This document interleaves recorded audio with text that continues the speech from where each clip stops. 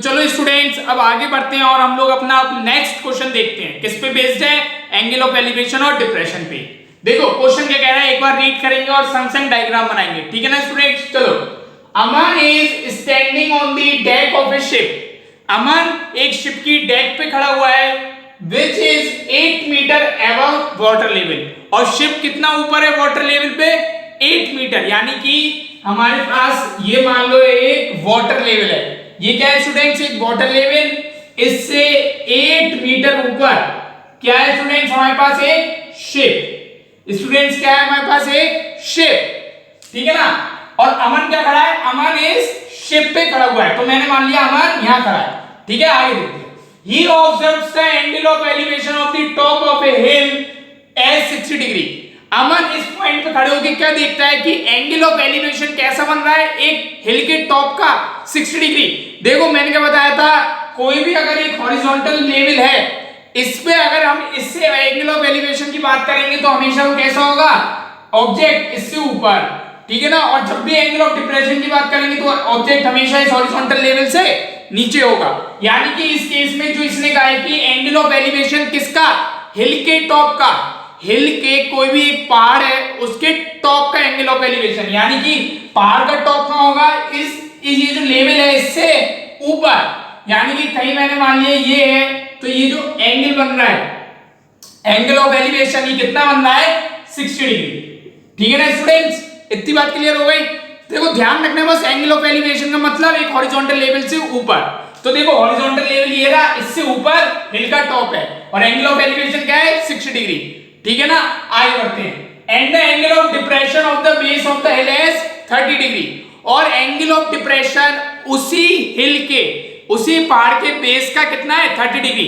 अब कुछ बच्चे क्या कहेंगे? कुछ कहेंगे सर एंगल ऑफ मतलब अगर आप लोगों को नॉलेज नहीं होती कि एंगल ऑफ एलिवेशन क्या है और एंगल ऑफ डिप्रेशन क्या है, तो आप लोग ये भी तो कह सकते हैं सर हिल का तो बेस ये भी हो सकता है, हिल का तो बेस यहाँ पे भी हो सकता है, कहीं पे भी हो सकता है। तो आप कह रहे थे कि सर ये देखो एक लाइन हम यहाँ से ऐसे खींचेंगे और एंगल बन जाएगा 30 डिग्री। नहीं, क्वेश्चन ने क्लियरली मेंशन करा है कि एंगल कैसा है? Depression angle. तो स्टूडेंट डिप्रेशन एंगल कब होगा? जब हम लोग हॉरिजॉन्टल लेवल से नीचे आएंगे, यानी कि यहाँ मैंने मान लिया यहाँ पे क्या है स्टूडेंट्स? बेस। और ये कितना बन रहा है स्टूडेंट्स? Angle 30 degree. तो स्टूडेंट्स ये जो एंगल बना, ये देखो हॉरिजॉन्टल लेवल से नीचे आने पे ये कितना बना? 30 डिग्री, ठीक है ना स्टूडेंट्स। अब क्वेश्चन क्या पूछ रहा है हमसे?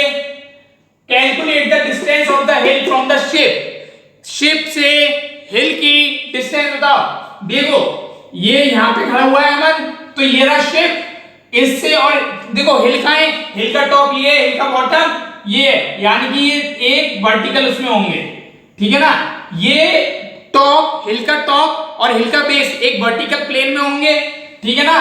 तो हमसे ये पूछा क्या गया है? शेप ये रहा, शेप ये है और हिल ये है, तो हमसे क्या पूछा गया है? इनकी डिस्टेंस बताओ। ये डिस्टेंस हमें बतानी है, ठीक है ना। ये डिस्टेंस देखो ऐसे नहीं, यहाँ पे ये देखो, अगर आप लोग कंफ्यूज हो जाओगे, हमें अगर यहाँ रिप्रेजेंट करूं तो बेसिकली सिंपली ये बताना है कि हिल की डिस्टेंस किससे? शिप से। और शिप वाटर लेवल से कितना ऊपर है? 8 मीटर ऊपर है, ठीक है ना। दूसरी चीज क्या पूछी गई है? And the height of the हिल। और हमें क्या बताना है? हिल की ये जो टोटल हाइट है, ये जो हिल की ये जो उसके बेस से लेकर टॉप तक की हाइट है, ये कितनी है? तो देखो स्टूडेंट्स डायग्राम समझ में आ गया कैसे बना है स्टूडेंट। देखो मैंने यही diagram clearly neat and clean कहां बना रखा है? यहाँ। अब सारी वैल्यूज को यहां से यहां रिप्रेजेंट कर देता हूं मैं। देखो ये है वाटर लेवल, डी है स्टूडेंट्स वाटर लेवल, ठीक है ना। वाटर लेवल से 8 मीटर ऊपर क्या है आपके पास? आपका शिप। और अमन कहां खड़ा है? इस शिप में। अमन किस पॉइंट पे खड़ा होगा? बी पॉइंट पे। वो ऊपर की तरफ देख रहा है तो एंगल ऑफ एलिवेशन 60 डिग्री, ठीक है ना। नीचे की तरफ देख रहा है तो एंगल ऑफ डिप्रेशन 30 डिग्री, ठीक है ना। ये हो गई बात। और हमें क्या गिवन है स्टूडेंट्स? हमसे पूछा क्या क्या क्या है? इस हिल की हाइट। इस हिल की हाइट में अगर आप लोग देखो तो ये एक ट्रायंगल बन गया। ये क्या बन गया स्टूडेंट्स? एक ट्रायंगल ये रहा और एक ट्रायंगल ये रहा। और अगर आप इन दोनों फिगर को देखो जोड़ के, तो ये पूरा एक क्या बन गया? रेक्टेंगल। यानी कि बी सी डी ई एक क्या है? रेक्टेंगल। तो ये जो 8 मीटर है और ये क्या हो गया? 8 मीटर, ठीक है ना। तो हमें सिंपली हिल की कितनी हाइट पता चल गई, हमें पता चल गया कि हिल की टोटल हाइट में से 8 मीटर हाइट तो उसकी इतनी है और पूरी हाइट कितनी है ये। तो पूरी हाइट निकालने के लिए मैंने एज्यूम क्या करा कि ये जो बची हुई हाइट है ये कितनी है स्टूडेंट्स, x मीटर, यानी कि AC कितना हो गया स्टूडेंट्स, x मीटर। ठीक है ना स्टूडेंट्स। और ये स्टूडेंट्स ये कितना गिवन है, ये गिवन है क्या हमें, नहीं, ये हमें फाइंड आउट करना है। तो इसको मैंने क्या एज्यूम कर लिया y, ठीक है ना, यानी कि d क्या हो गया y मीटर। और ये d है क्या, d है क्या स्टूडेंट्स हमारे पास ये चीज, distance of the hill from the ship, distance of the hill from the ship. ये रहा स्टूडेंट डिस्टेंस, ये d है स्टूडेंट डिस्टेंस, और ये है स्टूडेंट्स AC हमारी हाइट। हाइट टोटल हाइट नहीं है, जो बची हुई हाइट है 8 मीटर हमें पता है, और जो बची हुई हाइट है वो है हमारे पास कितनी, x मीटर। ठीक है ना। अब आगे बढ़ते हैं। अब हमारे पास स्टूडेंट्स हमें क्या, सबसे पहले मैंने क्या बताया था, फिगर देखने के बाद क्या पता करना है, दो राइट एंगल ट्रायंगल कौन से हैं। तो देखो स्टूडेंट्स, एक ये रहा स्टूडेंट्स और एक ये रहा, दो राइट एंगल ट्रायंगल कौन से हैं, BDC और ABC, BDC और ABC। तो दो राइट एंगल ट्रायंगल हमें कौन से मिल गए, BDC और ABC। हमें दो ही राइट एंगल ट्रायंगल की जरूरत क्यों पड़ी, क्योंकि हमारे पास अननोन वेरिएबल कितने हैं, दो, y और x, और दो अननोन वेरिएबल निकालने के लिए हमें कितनी इक्वेशन की जरूरत पड़ेगी, दो, और दो इक्वेशन कितने एंगल, कितने ट्रायंगल से बन जाएंगी, दो अलग अलग राइट एंगल ट्रायंगल से। तो सबसे पहले स्टार्ट करते हैं, पहले इन राइट एंगल ट्रायंगल, इन right angle triangle BDC, BDC, BDC, tan क्या लगाऊंगा स्टूडेंट्स, मैं tan 30 डिग्री, tan 30 डिग्री। ठीक है ना स्टूडेंट्स। अब देखो स्टूडेंट्स, देखो हम लोग डायग्राम कैसे बनाते थे, ऐसा, इसमें थीटा हम लोग ये लिखते थे, ठीक है ना, ये होता था परपेंडिकुलर, ये होता था हाइपोटेन्यूस, ये होता था बेस। तो एक बात देखो, ये जो थीटा एंगल है, थीटा एंगल ये किस किस के बीच में बनता था, एक तो बेस वाली लाइन के बीच में और एक ये हाइपोटेन्यूस वाली लाइन के बीच में। ठीक है ना। अब मैंने कहा था अगर थीटा की पोजीशन चेंज करोगे तो उसके रेस्पेक्टिव में ये सब चेंज हो जाएंगे, ये सब चेंज हो जाएंगे। देखो यहाँ थीटा का बन रहा है ये, इसमें से एक तो बात क्लियर हो गई, BD क्या है, हाइपोटेन्यूस, BD क्या है, हाइपोटेन्यूस। यहाँ लिख दे रहा हूँ, सिर्फ ये समझाने के लिए लिख रहा हूँ कि अगली बार से अगर थीटा की पोजीशन ऐसी गिवन हो तो आप लोग कंफ्यूज ना करें। थीटा किसके बीच में बन रहा था, हाइपोटेन्यूस और बेस। ठीक है ना स्टूडेंट्स। तो ये क्या हो जाएगा, बेस।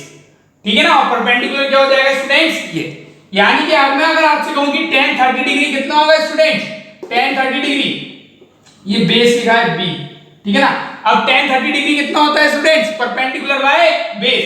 तो परपेंडिकुलर क्या हो गया, ये 8 metre, 8 metre divided by base क्या हो गया स्टूडेंट्स, BC, और BC को हमने कितना लेट करा हुआ है स्टूडेंट्स, x। देखो BC इक्वल टू D, देखो ये जो मैंने क्या कहा था, ये एक रेक्टेंगल बन रहा है, तो BC क्या है, ये y। ठीक है ना। जितनी वैल्यू DE की है उतनी BC की है, यानी कि y।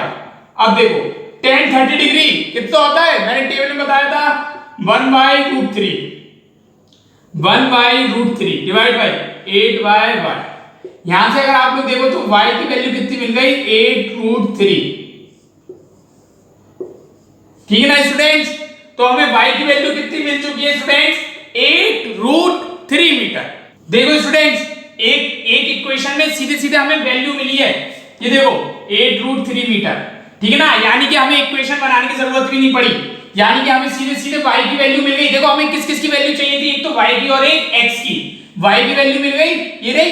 अब आगे बढ़ते हैं अगले, इन right angle triangle, right angle triangle कौन सा लेंगे आप, ABC, ABC। इसमें हम लोग क्या अप्लाई करेंगे, tan थीटा, और थीटा की वैल्यू क्या है स्टूडेंट्स, tan 60 डिग्री। ठीक है ना। अब ये रफ कर दे रहा हूं, ये बेस और ये वाली बात, ये बात हमेशा अपने दिमाग में रखना कि थीटा की वैल्यू जैसे जैसे थीटा की पोजीशन चेंज होगी किसी भी ट्रायंगल में, उसके रेस्पेक्ट से परपेंडिकुलर बेस ये सब चेंज हो जाएंगे। ठीक है ना। हमेशा याद रखना हाइपोटेन्यूस और बेस के बीच में हम लोग क्या मान रहे थे, थीटा। इसके रेस्पेक्ट में जब हम लोग ये बनाते थे तो ये होता था परपेंडिकुलर, ये होता था बेस, ये होता था हाइपोटेन्यूस, और ये होता था थीटा। जो भी हमने फॉर्मूले लिखे थे ट्रिग्नोमेट्री के, tan theta, sin theta, cos theta, वो किसके रेस्पेक्ट में लिखे थे, इस किसके रेस्पेक्ट में, तो इसी के रेस्पेक्ट में आगे बढ़ेंगे। तो उसके रेस्पेक्ट में अगर थीटा की वैल्यू चेंज हो रही है तो हमें इसकी वैल्यू भी चेंज, इसकी पोजीशन भी चेंज करनी पड़ेगी, ठीक है ना। अब देखो tan 60 डिग्री, tan 60 डिग्री देखो, अब तो थीटा सेम है, यानी कि tan 60 डिग्री कितना हो जाएगा, x अपॉन, देखो ABC x अपॉन BC, और BC की वैल्यू मैंने अभी बताई कितनी है हमारे पास DE के बराबर। ये ही वैल्यू स्टूडेंट्स किसकी है, BC की, क्योंकि ये एक क्या बन गया, रेक्टेंगल। तो ये कितनी हो गई y, ठीक है ना। अब देखो tan 60 डिग्री √3, x की वैल्यू निकालनी है, y की वैल्यू 8√3, ठीक है ना स्टूडेंट्स। तो x की वैल्यू क्या आ गई, 8√3 इंटू √3, यानी कि 8 इंटू 3, ये कितना हो गया 24 मीटर, ठीक है ना। ये हो गई x की वैल्यू। हमें किसकी वैल्यू चाहिए थी, दो वैल्यू x और y। अब बच्चे क्या कहेंगे, सर आंसर हो गया। ध्यान लगाओ, क्वेश्चन ने क्या पूछा था, ये हाइट पूछी थी हिल की टोटल, और मैंने आपसे कहा था कि हमें कितनी हाइट पता है, 8 मीटर। हमने कितनी निकालनी है, हमें निकालनी है ये बची हुई हाइट, लेकिन क्वेश्चन तो हमसे पूरी हाइट पूछी है ना। क्वेश्चन ने तो हमसे कहा है कि हिल की हाइट बताओ, यानी कि टोटल हाइट बताओ बेस से लेकर टॉप तक की।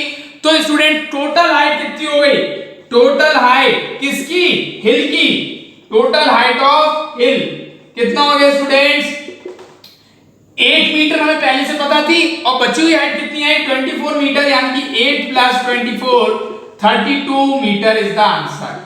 तो स्टूडेंट्स दो चीजें जो हमसे पूछी गई थी उनके आंसर क्या क्या हुए, ये आंसर नहीं हुआ, ये आंसर आ रहा है स्टूडेंट्स, पूरा आंसर एक तो ये हो गया और एक हो गया ये रहा, ठीक है ना। यानी कि हमसे सबसे पहले क्या पूछा गया था हमारे पास, calculate the distance of the hill from the ship. तो distance of the hill from the ship is 8√3 metre, और student total height of the hill is 32 metre, ठीक है ना स्टूडेंट्स। मैंने क्या कहा, √3 की वैल्यू चाहे तो आप लोग सब्स्टिट्यूट कर लेना, कितनी होती है, बार बार बता रहा हूं स्टूडेंट्स, याद कर लो, √3 की वैल्यू होती है 1.732 मीटर, मतलब मीटर नहीं स्टूडेंट्स, अगर आपको यहाँ पे मीटर आ जाएगा क्योंकि 8√3 मीटर लिखा है, ठीक है ना स्टूडेंट, 1.732, ठीक है ना स्टूडेंट्स। अब आगे बढ़ते हैं और अगला क्वेश्चन देखते हैं।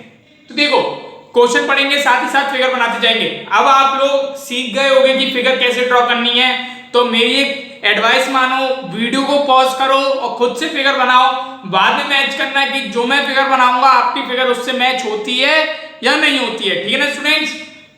तो आई होप स्टूडेंट्स कि आप लोगों ने फिगर ड्रॉ कर ली होगी अपने पास। तो अब आगे बढ़ता हूं मैं, तो देखो क्वेश्चन को रीड करते हैं। A vertical tower stands on a horizontal plane and is surmounted by a vertical flag staff of height 5 meters. At point on the plane, the angle of elevation of the bottom and the top of the flag staff are respectively 30 degree and 60 degree. Find the height of the tower. Question क्या कह रहा है, question ने हमसे क्या कहा कि एक वर्टिकल टॉवर है जो एक हॉरिजॉन्टल प्लेन पे स्टैंडेड है। तो देखो एक हॉरिजॉन्टल प्लेन मैंने मान लिया है कि हमारे पास हॉरिजॉन्टल प्लेन है, इस पे एक वर्टिकल टॉवर है, ठीक है ना। आगे बढ़ते हैं, ठीक है, ये हमारे पास ये रहा वर्टिकल टॉवर, ठीक है, and is surmounted by a vertical flag staff of height 5 metre. ये जो टॉवर है इसके यहाँ टॉप पर क्या है, एक फ्लैग स्टाफ है, ठीक है ना। फ्लैग स्टाफ कितनी हाइट का है स्टूडेंट्स, 5 मीटर, यानी कि ये जो टॉवर था इसी के टॉप पर एक 5 मीटर का फ्लैग स्टाफ लगा हुआ है, तो इसकी हाइट कितनी है 5 मीटर। तो 5 मीटर यहां से लेके इस पॉइंट तक की, टॉवर की हाइट कहां तक है, टॉवर हमारा इस पॉइंट तक है, ठीक है ना, टॉवर हमारा इस पॉइंट तक है। तो ये जो है ये क्या है टॉवर, और इससे ऊपर ये 5 मीटर का क्या लगा हुआ है स्टूडेंट्स, एक फ्लैग स्टाफ, ठीक है। इतनी बात क्लियर हुई। At point on the plane the angle of elevation of the bottom and the top of the flag staff are respectively 30 degree and 60 degree. इस ये जो ये हमारे पास क्या है, ये जो हॉरिजॉन्टल प्लेन है, इससे अगर मैं एक बार इस ये फ्लैग स्टाफ के टॉप पर देखता हूं, ठीक है ना, फ्लैग स्टाफ कितना है, इतना पार्ट कितना है हमारे पास फ्लैग स्टाफ का, ठीक है ना। फ्लैग स्टाफ का टॉप पार्ट क्या हो गया ये, और इसका बॉटम पॉइंट क्या हो गया ये, ठीक है ना। देखो फ्लैग स्टाफ तो ये इतना ही है ना, तो बॉटम मतलब नीचे का पार्ट, तो नीचे का पार्ट कितना हो गया ये, ऊपर का पॉइंट क्या हो गया ये। तो अगर मैं टॉप पे देखता हूं एक हॉरिजॉन्टल प्लेन पे किसी पॉइंट पे खड़े होके, तो जो एंगल ऑफ एलिवेशन है वो कितना बन रहा है स्टूडेंट्स, टॉप के लिए देखो टॉप बाद में लिखा है बॉटम से, तो कितना बन रहा है 60 डिग्री, यानी कि ये एंगल बन रहा है 60 डिग्री। और अगर मैं इसी चीज को उसके बॉटम पे देखूं, ठीक है ना, तो ये जो एंगल बन रहा है ये कितना बन रहा है स्टूडेंट्स 30 डिग्री, ठीक है ना। तो हमसे क्या पूछा गया है, टॉवर की हाइट बताओ। टॉवर की हाइट कितनी है स्टूडेंट्स, ये जो मैंने ये है स्टूडेंट्स हमारे पास टॉवर की हाइट, ठीक है ना स्टूडेंट। अगर मैं कह दूं टॉवर की हाइट कितनी है h, ठीक है ना स्टूडेंट्स, तो हमें क्या फाइंड आउट करना है, सिंपली हमें h की वैल्यू फाइंड करनी है। देखो स्टूडेंट्स ये मैंने रफली डायग्राम आपको बना के दिखाया कि कैसे कैसे अगर हम पे कुछ नहीं है सिर्फ क्वेश्चन लिखा है तो डायग्राम कैसे ड्रॉ करेंगे। स्टूडेंट्स मैंने पहले से एक नीट एंड क्लीन डायग्राम बना रखा है, तो सारी वैल्यूज को यहाँ लिख लेते हैं। तो देखो 60 डिग्री क्या है, ये पूरा एंगल है 60 डिग्री, ठीक है ना। और ये जो इतना पार्ट है ये क्या है 30 डिग्री, ठीक है ना। और स्टूडेंट्स ये कितनी हाइट है, ये है 5 मीटर। और हमने इसको क्या एज्यूम करा है, टॉवर कितना है AB क्या है टॉवर, जिसकी हाइट कितनी है h, टॉवर h हाइट का, ठीक है ना। टॉवर की हाइट कितनी है h, ये वर्टिकल एक फ्लैग स्टाफ लगा हुआ था, इसकी हाइट कितनी है 5 मीटर। स्टूडेंट्स मैंने मान लिया A से और D पॉइंट के बीच की डिस्टेंस है x, ठीक है ना। मैंने क्या मान लिया, A और D पॉइंट के बीच की डिस्टेंस है x। AD क्या है, एक हॉरिजॉन्टल प्लेन, और इस पे क्या स्टैंडर्ड है, एक टॉवर। AB हाइट कितनी है h, ये जो AB है ये क्या है एक टॉवर, इसकी हाइट है h। तो हमें फाइंड क्या करना है इस h की वैल्यू, हमें x की वैल्यू की कोई जरूरत नहीं है, ठीक है ना स्टूडेंट्स। तो अब आगे बढ़ते हैं, अब आते हैं हम लोग सॉल्यूशन पे। इतना समझ में आ गई फिगर, इतनी फिगर समझ में आ गई ना। अब आगे बढ़ते हैं, दो राइट एंगल ट्रायंगल कौन से हैं, देखो अब बताओ दो राइट एंगल ट्रायंगल कौन से। देखो ये हॉरिजॉन्टल प्लेन है और वर्टिकली अगर टॉवर स्टैंडर्ड है तो ये एंगल कितना हो गया 90 डिग्री। तो आप दो राइट एंगल ट्रायंगल कौन से हैं, एक तो हो गया BDA, ठीक है ना, और एक क्या हो गया स्टूडेंट CDA। देखो ये दो ट्रायंगल हैं, ये दो ट्रायंगल कैसे हैं, राइट एंगल ट्रायंगल। तो देखो स्टूडेंट्स इन सबसे पहला कौन सा है, इन right angle triangle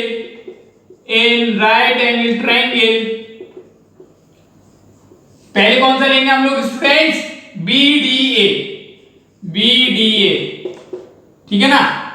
tan theta, मैंने क्या कहा था, दो ही स्टेप है, पहले राइट एंगल ट्रायंगल देख लो कितने हैं और कितने हमारे पास किसकी वैल्यू हमें फाइंड आउट करनी है। उसके बाद स्टूडेंट्स हमें क्या करना है, सिर्फ tan थीटा अप्लाई करना है दोनों राइट एंगल ट्रायंगल में। हमें वहां से इक्वेशन मिलेंगी, उनको सॉल्व करेंगे तो अननोन वेरिएबल की वैल्यू आ जाएगी। तो हमारे पास BDA में एंगल कौन सा है, BDA, सिर्फ इतना वाला पार्ट है ये BDA, एंगल है 30 डिग्री। तो tan 30 degree perpendicular by base, यानी कि h/x। अब देखो स्टूडेंट tan 30 डिग्री की वैल्यू क्या होती है 1/√3, ठीक है ना, इज इक्वल्स टू h/x। तो देखो स्टूडेंट्स हमें h की वैल्यू चाहिए, तो x को एलिमिनेट करेंगे तो x की वैल्यू यहां से कितनी हो गई h√3, ठीक है ना, h√3। इसको ऐसे लिख लो √3h, ठीक है। तो पहली इक्वेशन हो गई। अब आगे बढ़ते हैं, अब किसमें लगाएंगे, राइट एंगल ट्रायंगल। दूसरा कौन सा है students, in right angle triangle CDA। इसमें क्या है students, tan 60 degree equals to perpendicular by base. Perpendicular कितनी वैल्यू, ये पूरी कितनी है 5 plus h divide by base कितना है x। अब देखो tan 60 डिग्री की value √3 equal to 5 plus h/x। तो यहां से x की वैल्यू कितनी आ गई स्टूडेंट्स, 5 प्लस h/√3, ठीक है ना। तो ये हो गई स्टूडेंट हमारे पास दूसरी इक्वेशन। दोनों इक्वेशन की वैल्यू किसके इक्वल है, x के इक्वल, यानी कि ये वैल्यू और ये वैल्यू कैसी होंगी, इक्वल। तो देखो स्टूडेंट्स अब इसको रफ करता हूं, तो ये दोनों वैल्यूज कैसी होंगी स्टूडेंट्स, इक्वल। तो देखो √3h equal to 5 plus h divided by √3। तो स्टूडेंट्स √3 इधर जाके क्या हो जाएगा, √3 into √3 3h equal to 5 plus h, h इधर जाएगा तो सब्ट्रैक्ट होगा तो 3h minus h 2h equal to 5। यहां से h की वैल्यू कितनी आ गई 5/2, ये कितनी हो गई 2.5 मीटर। देखो सारी यूनिट किसमें चल रही थी स्टूडेंट्स, मीटर में, तो ये जो हाइट आएगी ये भी किसमें आएगी, मीटर में, तो h इक्वल टू 2.5 मीटर। ये क्या हो गई स्टूडेंट्स, टॉवर की हाइट। देखो टॉवर कहां से कहां तक था, टॉवर यहां से लेके यहां तक, यानी कि a भी था हमारे पास टॉवर, और हमें क्या फाइंड करना था, find the height of the tower. क्या हमें x की वैल्यू निकालनी चाहिए, नहीं। बहुत से बच्चे क्या करेंगे, यहां तक पहुंचने के बाद एग्जाम में अपना टाइम वेस्ट करेंगे और x की वैल्यू भी फाइंड करेंगे। हमसे क्वेश्चन में x की वैल्यू नहीं पूछी गई है स्टूडेंट्स, तो हम लोग अपना टाइम x की वैल्यू निकालने में वेस्ट नहीं करेंगे। अगर हाँ क्वेश्चन हमें कहता है कि हमें ये फाइंड आउट करना है x की वैल्यू, तो हम लोग डेफिनेटली फाइंड कर सकते थे। x की वैल्यू आ गई, यहां पे सब्स्टिट्यूट करेंगे, x की वैल्यू आ जाएगी। लेकिन क्वेश्चन ने जब तक नहीं पूछा तो हम लोग अपना टाइम वेस्ट नहीं करेंगे, ठीक है ना स्टूडेंट। इस बात को ध्यान रखना, बहुत से बच्चे क्या करते हैं, x की वैल्यू भी निकालते हैं। यार मत निकालो, टाइम वेस्ट होगा, सिंपली बता रहा हूं, एग्जाम में टाइम इतना नहीं मिलेगा आपको, ठीक है ना। तो टाइम सेविंग करते चलो। और स्टूडेंट्स ध्यान रखो, ये फिगर बहुत जल्दी से आपको ड्रॉ करना है, आपको ये नहीं है, मैं तो आपको एक बार रफ फिगर इसलिए ड्रॉ करके दिखा रहा हूं क्योंकि एग्जाम में आपके पास कुछ नहीं होगा, सिर्फ क्वेश्चन लिखा होगा, आपको आना चाहिए कि स्टेप बाय स्टेप फिगर कैसे ड्रॉ करते हैं, ठीक है ना स्टूडेंट। तो जल्दी से आप लोग एक रफ फिगर ड्रॉ करना, एग्जाम में सारी वैल्यूज को लिखना और देखना हमें क्या फाइंड आउट करना है, और सिंपली tan थीटा वाला कॉन्सेप्ट अप्लाई होगा। दो इक्वेशन मिलेंगी, आप सिंपली दोनों इक्वेशन को सॉल्व करके अननोन वेरिएबल की वैल्यू फाइंड करना। और हमेशा ध्यान रखना, जैसे इस केस में सिर्फ टॉवर की हाइट पूछी गई थी, पिछले केस में टोटल हाइट पूछी गई थी हिल की, तो बच्चे कभी कभी इस चीज को ऐड नहीं करते, ठीक है ना। यहाँ तो इस केस में तो सिर्फ टॉवर की हाइट है, इसलिए इसको हम लोग ऐड नहीं कर रहे, ठीक है ना स्टूडेंट। चलो अब अगले क्वेश्चन देखते हैं।